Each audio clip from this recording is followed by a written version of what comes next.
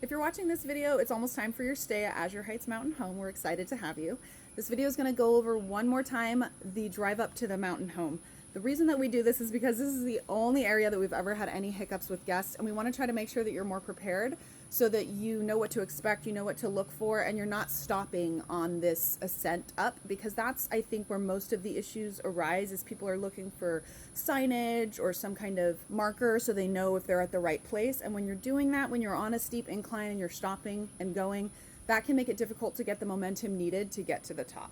So I'm going to go through a couple screenshots of the drive up video, which you should have already seen. If you haven't, you want to scroll back through your messages from us regarding your stay. There's a link to the original drive up video, which is going to show you the entire drive from the main road up to Azure Heights. But I'm just in this video going to go over the last portion of the drive, because that's the main part where you really want to be prepared. As the driver, you want to know where you're going so that you don't have to be stopping and slowing and looking like, am I at the right place? You want to be kind of mentally prepared to just make the full climb the first try. So this is the first picture that I want you to look at. You're going to see a street sign. It says Giles, and then there's going to be kind of a blind curve. So I want you to go around this curve cautiously, because you really can't see if someone's going down. The chances of someone coming down is pretty low, because it is a very small mountain community. There's not a lot of people that live up here, but still just go around that one with caution. Now, when you get to this section, you're almost there. You're going to see a house on the left and then a house on the right with a satellite dish here. This is where you know you're almost at the last stretch, which is also going to be the steepest incline portion of the road. So here you're going to see two signs ahead of you. One says 693 in pretty big letters, and then there's a smaller one that says 688 Richardville. Those two signs are pretty close together. That's your last marker where you know you're going the right way and you're almost there.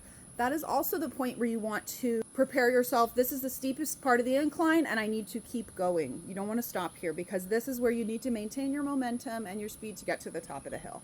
So if you're going around 10 miles an hour, that's ideal. The main thing to remember is you don't want to be adjusting your pressure on your acceleration pedal, because if you suddenly floor it, your tires are going to try to move too quickly, and that's where slippage can happen. I'm not a professional driver by any means, but at this point we've been up to our house a lot of times, and this is what we've found to be the best, most efficient way to get to the top of the mountain without any kind of issues. So just when you see these signs, be prepared. You're going to hit the steepest point, continue up at a steady pace, just keep climbing. Your car's going to take you to the top.